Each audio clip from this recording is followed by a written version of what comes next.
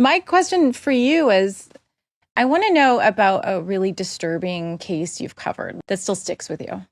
I think this may sound generic, but I spent a lot of time on it, and it would have to be the Jeffrey Epstein case. There's nothing generic about that. No, I know it's just generic in the sense that everyone would, it's like saying Diddy, you know what I'm saying? But I actually was entrenched in that. I did 2 podcasts on it, Broken, Jeffrey Epstein, Power, the Maxwells. They're 2, if you're into true crime bingers, I did it. I did it with, actually, I worked with Virginia Giuffre. We traveled all over the country trying to find witnesses, corroborate evidence. A lot of it was used in the case against Ghislaine Maxwell. Virginia. Yeah. She's a good friend of mine too. Not Ghislaine, Virginia. Virginia, so sad. Who, passed away. He passed away. And for everyone who's like, she was murdered, she was not. I spoke to her months before she passed, and she was not well. And it really upsets me too that these like conspiracies haunt her in her death. But that was really hard. Yeah. And I did it during COVID in isolation, going through all those files, talking to so many victims. The thing that was the hardest for me, Leslie, and I think you probably see this too. I don't know how you do your job. I mean, I couldn't imagine it. I drink a lot of Red Bull. Yeah, you do. And then you get attacked too, yeah. I'm sure, as we talked about. But the thing that was really hard for me was to think of all of the people, the powerful people who maybe they didn't engage in sexual, sex trafficking and actually abuse the girls, but they saw it. They knew there was something weird about a 56-year-old man hanging out with teenage girls, some of them who have braces on them, and they didn't do a damn thing about it. And these are some of the most powerful people in the world who are still celebrated right now to this day, are very famous, very wealthy. The women who gave Jeffrey Epstein a veneer, a palette, of a patina of acceptability within society after he went to jail for procuring a 13-year-old for prostitution. How can a 13-year-old be a prostitute? I mean, the fact that that was even a charge is criminal and disgusting. Mm-hmm. But the fact that he could be brought back into society so easily and people would just continue to cavort with him, from Bill Gates. I could keep going. I don't even want to name everybody because there are so many of them. It's literally everyone. And so, yeah, you can say, oh, I never engaged in sex trafficking. Even the women. Yeah. But you made him an acceptable human being when he should have been treated like a pariah, like every pedophile is treated. Pedophiles don't do well in prison for good reason. Why do they do well in high society? It's a very good question. And why is that the go-to crime? Is it just the epitome of power and authority and abuse of the authority? A child? It's the thing you can't get. It's like you can buy everything, right? Then go fuck a goat then. Rich. Yeah, but that's the thing. You can fuck a goat, right? Yeah, you could. You could just get a goat. Yeah. Yeah, you could just get a fucking goat. It probably cost you $100. Yeah. Get a goat. Maybe a little bit more for shipping. But you cannot do that. That is the thing you cannot do. The one societal no. Exactly. Yeah. It's the one thing you can't do. And it is the sign of being, like I guess, I don't want to say a god, but like not mortal in some ways. So the part for me that's just so horrendous. I mean, yes, we've got all, like, the people who run this world are complicit. They continue to be complicit. But you also have the individuals that are engaging in these pedophilic acts or paraphilic, whatever, depending on the age and what they want. And they are becoming erect. They are raping children, and they are taking pleasure in doing so. And others are aware and doing nothing. Yeah, or they're telling themselves, oh, she's 16, she's basically an adult. Or, oh, she says she's 18, or, Yeah. But the truth is here's what the dark part about this, Leslie. The reason it went on for so long, and there were so many girls, maybe one of the biggest sex trafficking operations in the U.S., was because these girls were poor. And I'm talking like dirt poor. Like the kind of poor where that $200 they got for the massage for Jeffrey Epstein would pay for the shoes they were wearing because their shoes were too tight. And the even sadder, darker part about it is that sometimes the parents dropped them off because they needed the money too. And that's where it gets really sad and really dark. I mean, it gives me the chills. Why isn't this information in the public? It is. Yeah. No, it's known. It's in public documents. But it's very dampered by the media. It's very dampered because these people run the media, or? No. This stuff about the parents, I mean, that's in the FBI vault. They might scrub out the person's name. I mean, I certainly heard this a lot from victims. It's the dark part. A lot of these girls were not first abused by Jeffrey Epstein. They were abused by their own families. And that's another thing you would know about psychology of victims. There are often targets. And Ghislaine Maxwell was a groomer who hung out at the malls in West Palm Beach and tried to find girls there. And, you know, in the way it works in Palm Beach, there's the other side of the intercoastal bridge. There's Palm Beach with the high hedges protecting the mansions, the billionaire lifestyle. And then the other side, West Palm is nice. It's gotten a lot nicer lately, but you go even a little bit further in, people are living in trailers. Yeah. And their parents are on drugs. They're not living. These kids were left to fend for themselves, really. And this is what happens. And no, this stuff is out there. It's in podcasts. It's just dark. Yeah. It's dark. And the naming and shaming of these parents, I mean, what is that going to do, right? I mean, it's the Johns, it's Epstein. There was a darkness to one of the first episode we did was The Witness, and it was Virginia and I driving around to find members of staff, pilot, butler, few others, and corroborate her story. Some people just wouldn't talk to her, slam the door in her face, slam the phone down. Just incredibly depressing. We finally got one person, the butler, to talk to us, and we went to his house, and he opened his door, hugged her. And, you know, he talked a lot about this one victim who was really critical in the Ghislaine Maxwell case, but she's a Jane Doe, so I'm not going to mention her. But the fact that her mom was really aware of it all along was the part that really disturbed me the most when I was listening to him. Yeah. And that was really dark. It's not uncommon. Yeah. When you get to that level of sexual perversion and that level of poverty and that level of survival, your children, and this is in every country, it's just in a variety of different ways, but your children are monetized. I mean, you go to India and they will say, honey, we're going to have to cut your hand off today because we can beg for more money if you don't have a hand. Wow. Every country has something like it, but in America, it's just fascinating to me that, you know, we all are so aware of it, yet it's still continuing. I had no idea that's horrible. Yeah, I forget the book. I can find the book, but it's something about like the theories behind money and power. It's an incredible book when she talks all about how people do this all throughout the world in what you would, you know, quote, culturally appropriate ways. Yeah, and then you think about the fact that today, on July 1st, is the end of USAID. Yes. A program that kept, according to George W. Bush, the good Republican now, 25 million people alive. Through PrEP, a pill cost probably about $5 for 6 months to keep one human being alive. And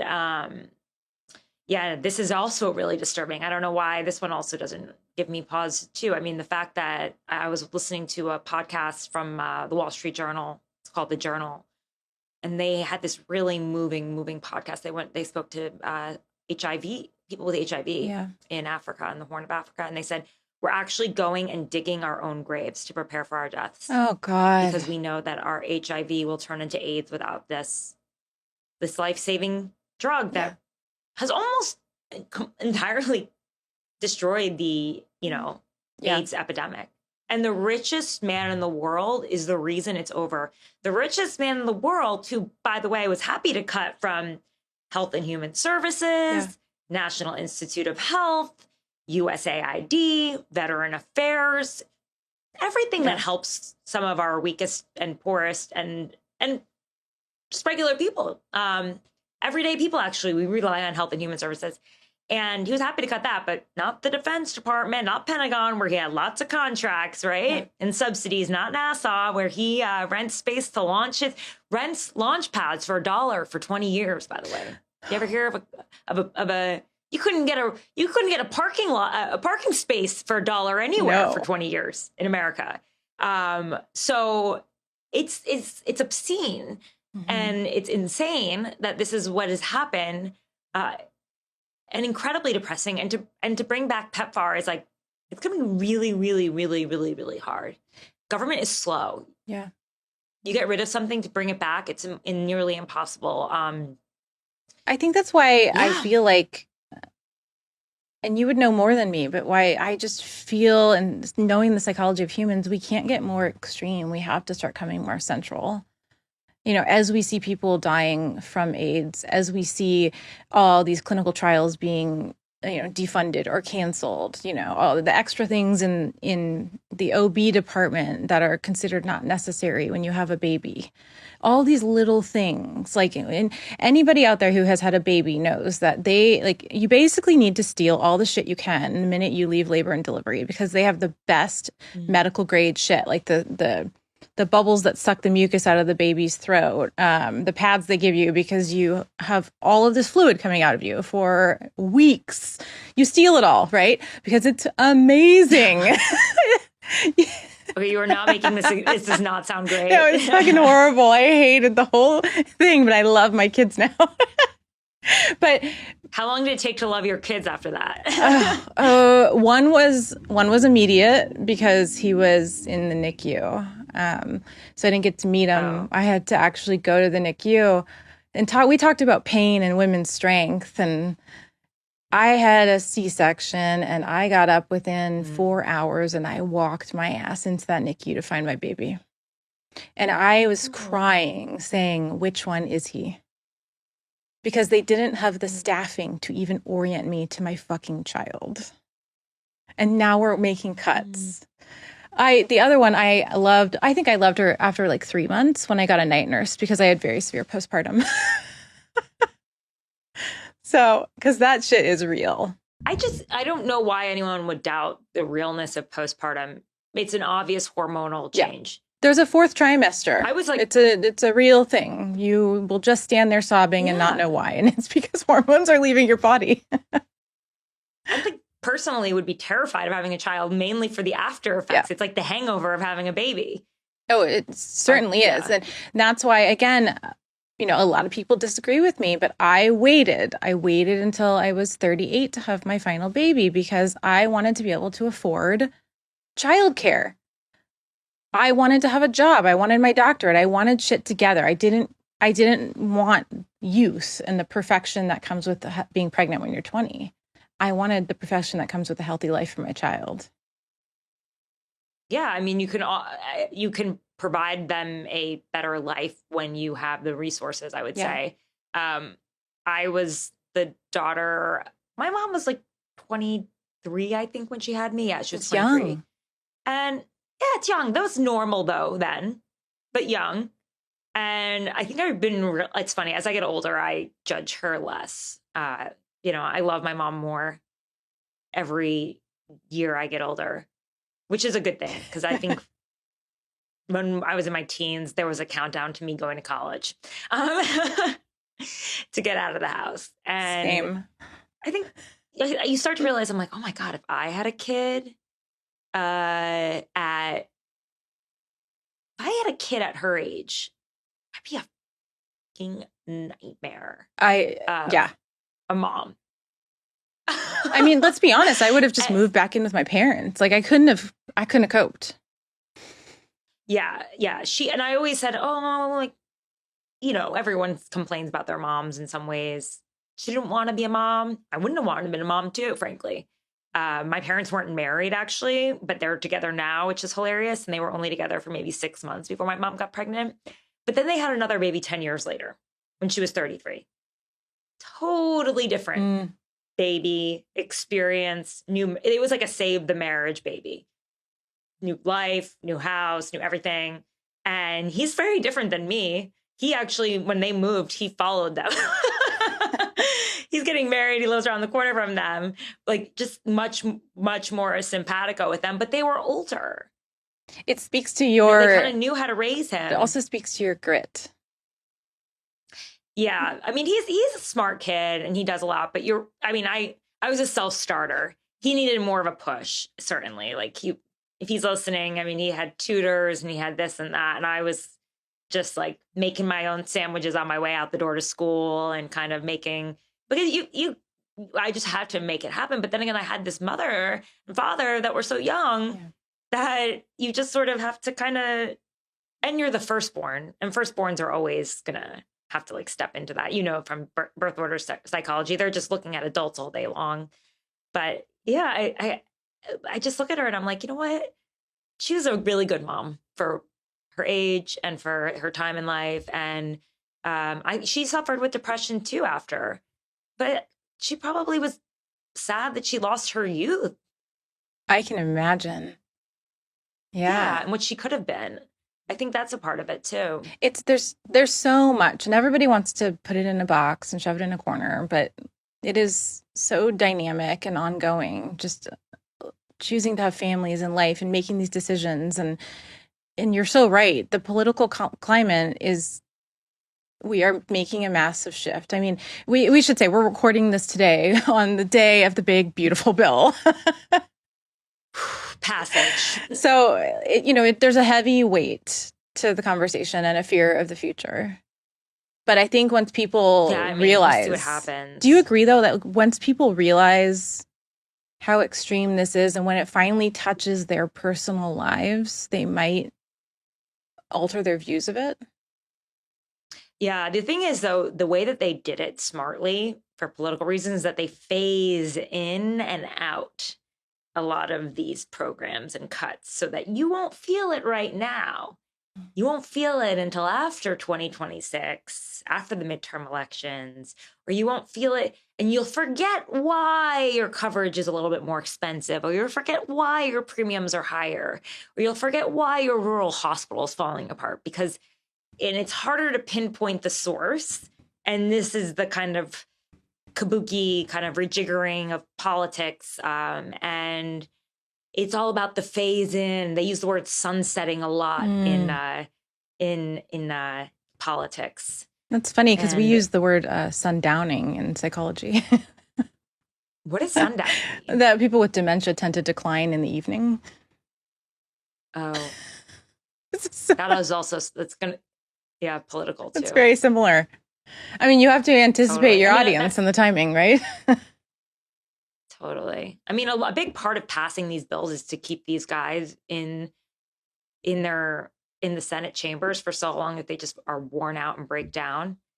John Fetterman goes, "I should be at the beach right now." It's like, bro, come on. But I still work for the people of Pennsylvania. I also think that there are young women in our politics that are making women look like idiots. And are we really arguing about false lashes on this public stage? I mean, it's gotten to a level of... Wait, did I miss a false lash? Oh, there was I forget her name. I can't remember anyone's names right now. But no, there was a full, let's break down each other's appearance. It was probably Marjorie. I'm not sure.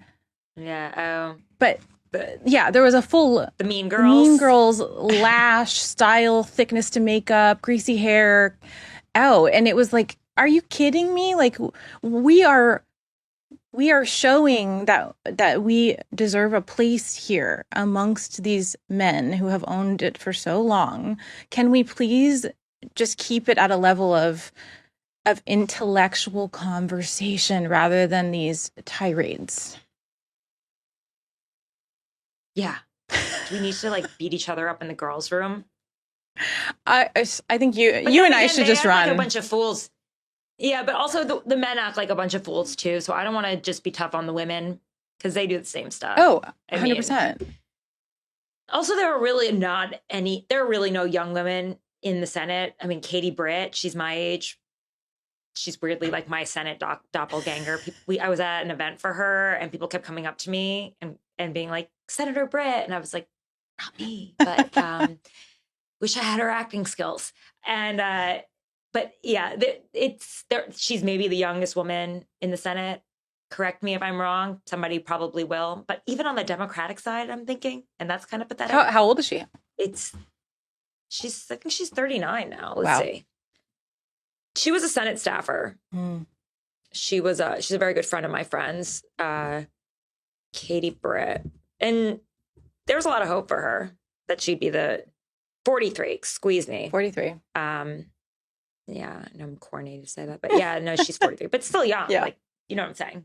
So would you ever consider running for any kind of political office? People ask me this all the time. It's like, no, I couldn't even run for either party. I would just be totally grossed out. And the whole process of having to raise money from people, making promises I know I can't keep, and then being conflicted by knowing that the people who give me money are going to want things that are very different than what the people want, wanting to run a grassroots campaign, but also knowing that the things I'm promising during my grassroots campaign will probably never actually happen because of all the people that you actually have to work with to make anything happen, and the fact that they're all being controlled by people who are being funded by wealthy donors. And if you want to be honest, that's the truth.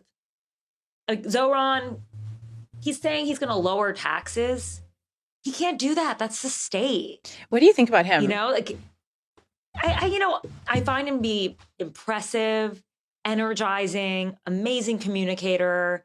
I like that he kicked the shit out of the Cuomo dynasty because I personally just think that Cuomo is obviously so entitled that he thinks that he could run for mayor without even addressing how he killed grandma during COVID and the things that he did to women. And the fact that he thought he could just ignore the press, which, by the way, when I see politicians treat the press poorly or ignore them, I think that they are treating the people poorly and ignoring them because they are not willing to take questions from the press, which represents the constituents, right? Yes. And to me, I was just happy to see him and his $24 million from all the billionaires be sort of knocked out.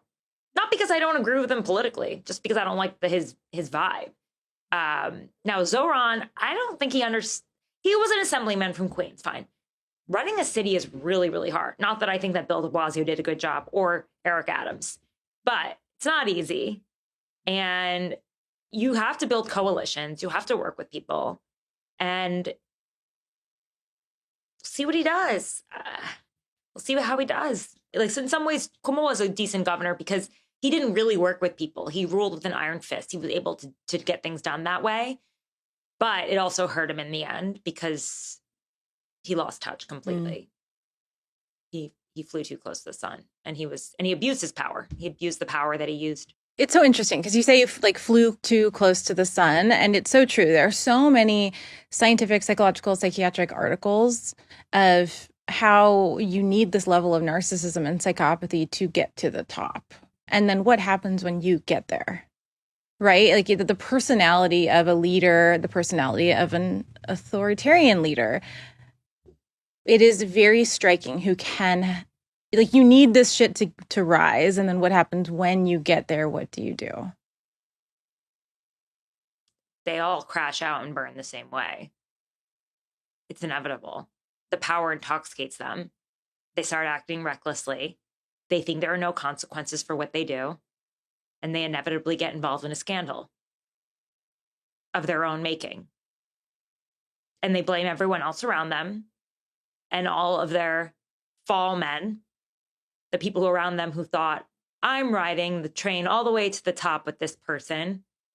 Some of them end up in prison A lot of them do. It's a tragedy, but at the same time, that they're all trying to everyone in politics is trying to hitch their ride onto the person they think will get them closest to power and to a career that is lucrative afterwards, either as a consultant working for a big Fortune 50 company, whether it's Uber or McDonald's or Lyft.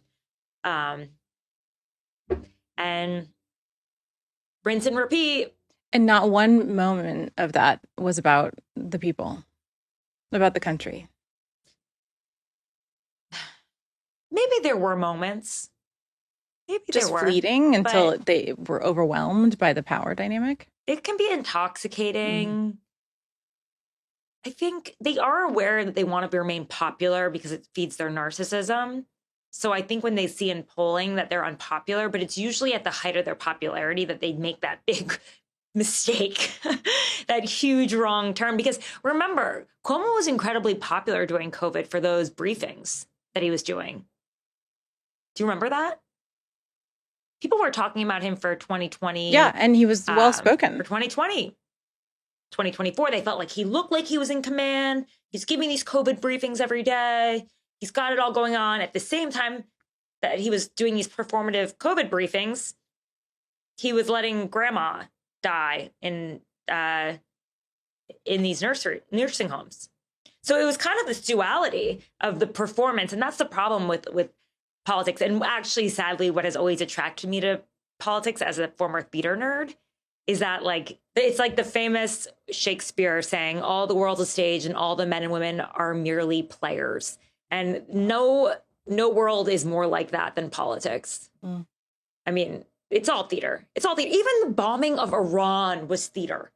And then Iran's retaliatory attack, in which they called the U.S. and said, we're about to bomb this airspace in Qatar, just to give you a heads up, but we have to do it for political reasons to make it seem like we did something. Oh, and by the way, we obliterated Iran's nuclear capabilities. Oh, wait, something leaks. By the way, it was only pushed back 3 months. So what just happened last week? A bunch of nuclear theater? Exactly. I mean, ballistic theater? Was it fireworks? Is that what it was? No, people died. Yeah. People died from stray missiles in Israel. These are real people. But that's where really old men want to stay in power. Really, really, really old men want to stay in power. That's exactly it. It's the people stop becoming the people at some point. And that's what's scary to me.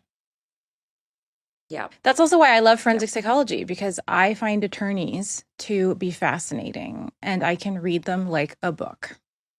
And 100%. And it is theater. I mean, if you look at the closing arguments in the Sean Combs case, it was pure theater. Like, if you could touch on every component of how to manipulate a human being, they made sure to do it. They brought you in, they complimented you. They talked about something that was super low IQ, something that was super high IQ. They went through the whole range of topics and anything that could potentially be relatable. The attorney made humbling, gullible statements. There was smirking. Like, every facet of psychological behavioral manipulation was used in those closing arguments. I still think they're going to fucking fail, but like, it's theater. It doesn't have to do with the client. It doesn't have to do with the people that have been harmed. It has to do with winning. I love watching trials sometimes for that reason. I love watching a really good defense attorney like Abby Lowell. He's amazing. I was actually talking to him this morning. I watched him do the John Edwards trial. And I was just like, wow, yeah, killer. And then he represents all the top people. They all go have lunch together. Like, they look like they want to just like cut each other, and then they just go hang out. Well, that's politics. Although they don't go to lunch together anymore, but that is politics. That is politics theater too. Except they're not as talented, some of them, or at least the really talented ones are no longer in the game anymore. We're gonna take a quick break, and we'll be right back. Okay, I've got some lightning round questions for you. If you could commit a crime... Oh, wait, really quick. Before we do it, can I ask you one question? Do you think Diddy will get off? I think he gets off on himself, but will he? I mean, he's a voyeur. He's thoroughly enjoyed having his own masturbation being shown to the entire world. I didn't even think about that. So cruel. So yeah. His masturbatory stimuli is his daily life in court. And he's probably just jacking off in his cell, I would imagine. I'm sure his cellmate, no, he's probably alone, right? He's in single. Will he get off? They are having problems with one of the jury members. And it seems to be because that jury member is not willing to engage in discussion about evidence. And they do have alternate jurors that can be brought in. I think they are literally at home and they have to like drive through New York to get back, or Connecticut. But I think he will be found guilty. I just don't think it'll be as thick as we wish. I think it would be guilty of some, not of others. And then we wait for, they are 100% they're going to ask for a mistrial. 100% we're going to have to go through all these appeals, and then sentencing will be later. So the question would be, is he going to sit in prison while this all happens? If there's a mistrial or a hung jury, will he sit in prison? And also if he's actually found guilty of like 1 or 2 counts, is it just house arrest, some nice prison somewhere, 6 months to a year? But I personally believe that the reason this has been he's been singled out, is because other individuals will be now indicted and brought in. So they've separated out the crimes. Do you think that's going to happen with Ghislaine Maxwell too? In that case, that they're still working I thought it would have a while ago. I thought it would have, but they time it very well. Now the Sean Combs trial felt more rushed than federal trials I've seen. I think with her, it's slow and steady, and that's probably because there are such powerful players involved. I mean, I've been a part of court cases of people that you probably know, and I can't say anything about it. So there's a lot of settling, there's a lot of siding, there's a lot of money. What? Because they know they're going to be up against the best lawyers in the world, and the government doesn't want to bring a case unless they know they can win. Yeah. You know, tons of witness intimidation and witness tampering that you'll never even know about. But, you know, that's why I think it's so important for individuals to follow people who know what they're talking about, rather than just people who are trying to interpret things that they're seeing on the news or seeing in the media. Because, like, the cases that you've seen, the cases that I've been on, I don't talk about, but I have that awareness and I have that understanding of how things play out and how theatrical law is. Yeah. Okay, so you're ready for your lightning round? Yeah, for sure. Shoot. Hit me. Okay, if you could commit a crime and get away with it, what would you do? I'd like to rob Elon Musk. Ooh. How would you do it? I don't know, just like a transaction thing where all of a sudden all of his money ends up in my bank account. Okay. Quick and easy. Quick and easy. So you wouldn't marry him, get out of a prenup, and then take it all. Oh, gross. No, that involves sexual transactions. Hell no. No, I'm talking like some dark web scam where all of a sudden all of his money is gone. And it's been like, even like the stocks and everything, it's been liquidated. Okay, maybe I'll let him keep the houses because then he won't be able to pay for them, and then he'll be in default, which would be pretty sad. His property and taxes. All the other, yeah, exactly. Yeah. Like then it would just go into default, and it would be a very, he'd have a lot of problems. But I'll take everything else, and then I'll just hold on to it, and then I'll fix everything that he fucked up with that money. Oh, that's great! I love it. I'll be a part of your board. I'll keep some for myself. I'll buy more blazers. Yeah. I'm joking. I'll get a real studio, not my dining room. You and Caitlin Collins have the best blazers. I mean, you guys just wear it well. I love it. We used to actually share dresses back in the day when we were both in the White House briefing room. I think that's hilarious. Yeah. The ins and outs that people would never know. A lot of the TV girls, we share dresses. When I left ABC News, I gave all the girls my dresses. I was like, just take my stuff.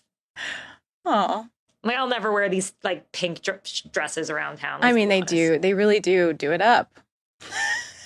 Mm-hmm. Yeah. Okay, next question. If you had to die by death penalty, how would you want to go? Now, the average or common ones, in America are firing, squad injection, and electrocution. Oh, definitely injection. I think I would agree, but it's actually funny how everyone has a very different opinion on this. Okay. Well, I don't even want to think about that. I did have one Keep going. scientist on who said she'd want to at least look at the clinical studies around what was being injected in her before. What does it matter if you're dead? Well, if it's not... I hope there's some hallucinogen in it. I'd ask them to put a little hallucinogen in there so I can have like a little trip before I die. Yeah. And like see all your friends and family. Yeah, just like a little mushroom trip. Yeah, for sure. Okay, if you could, here's a big one for you. If you could change a law, what would it be and why? Ooh, oh my gosh, this is a lot to ask. If I could make the world... God, if I could change a law. I mean, I'd probably I would get rid of Dobbs. The Dobbs decision. Yeah. What would that... I think that it disproportionately affects poor women. So that would probably be the one I choose. I like that. Yeah. Would there be... I'm not for abortions, by the way. Personally, I've never had an abortion. But, and honestly, if I got pregnant at this age of my life, probably have the child just because it'd be like a miracle. I mean, I am 37, but still, I still think it disproportionately impacts poor people, because if you're a rich woman and you want to have an abortion, you can just go to a state that gives you an abortion. Yeah.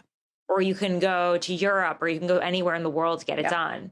But if you're a poor woman, you might end up in a back alley getting an abortion. Yeah. Oh, and they do all the time. Die. Or they have the babies and they... And also you hear all these horrific stories of women just dying in the hospitals because doctors can't give them abortions. So Dobbs. Yeah. I've never had an abortion either. I've had miscarriages. But I do, I mean, just the reports of the child rescue mission that happened last month, where they rescued 60 kids, and some were pregnant. I mean, you have to be able to make the decision on your own. That's just my personal stance, because I also understand that psychopathy is genetic, and someone who rapes, there are genes that are transferred into the child. Just like schizophrenia, a lot of mental disorders. Okay, that's an interesting one. I could never imagine that. No one's ever picked that law before. That's good. I like it. Okay, last question. Can you tell me a secret that you haven't reported on or can't report on?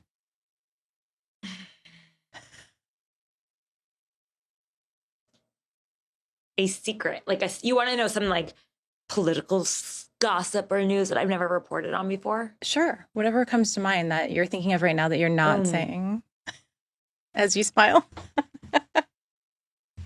Oh, you're killing me. There's a reason why it's a secret, I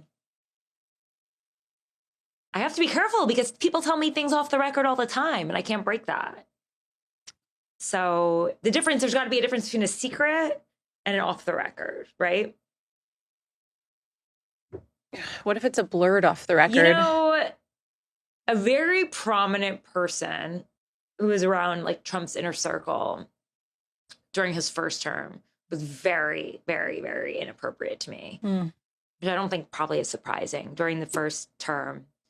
And I never forgot that. What happened?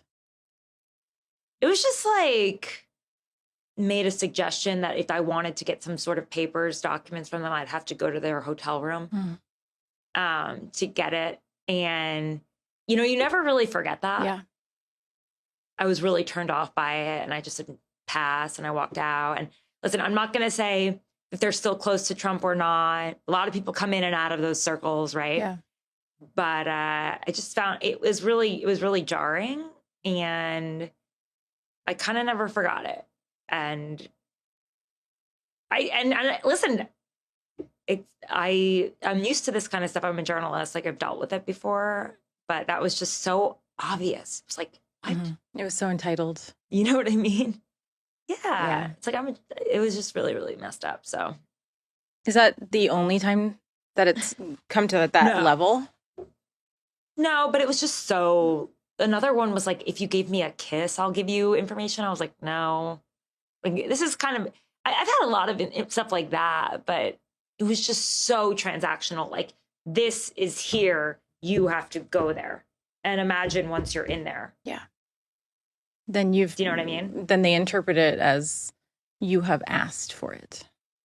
Or once you're in there, there's really no safety really in somebody's room. I mean, look at the stories from Harvey Weinstein and all that, it's like. There's no safety, and you have met an expectation in their cognitive distortion. We're going to take a quick break and we'll be right back. I really appreciate you coming on the podcast and taking time. And I think the most important way to leave this is with how people can contact you, because you are someone that I think especially young women in America need to follow and track right now. Thank you, Leslie. That is huge praise coming from you. You can find me at the Tara Palmeri Show. It's on YouTube, Apple Podcasts, Spotify, wherever you get your podcasts. You can also go to my website, tarapalmeri.com. I write a newsletter called The Red Letter on Substack. And if you want to support my independent journalism, you can become a paid subscriber. You can find me on all the socials at Tara Palmeri, and it's TARAPALMERI. Leslie, I really appreciate you having me on and introducing me to your fans and all the people that follow you.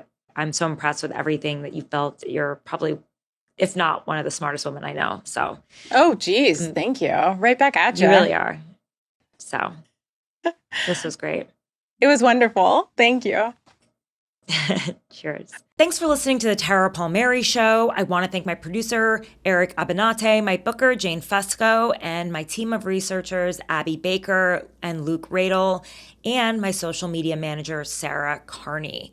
If you like this show, please follow it, subscribe, leave a written review. I'd really appreciate that, and share it with your friends. You can get more of my independent reporting by going to tarapalmeri.com and signing up for my newsletter, The Red Letter. It'll come straight to your inbox, and if you become a paid subscriber, it's a way to support my independent journalism. I'll be back again soon.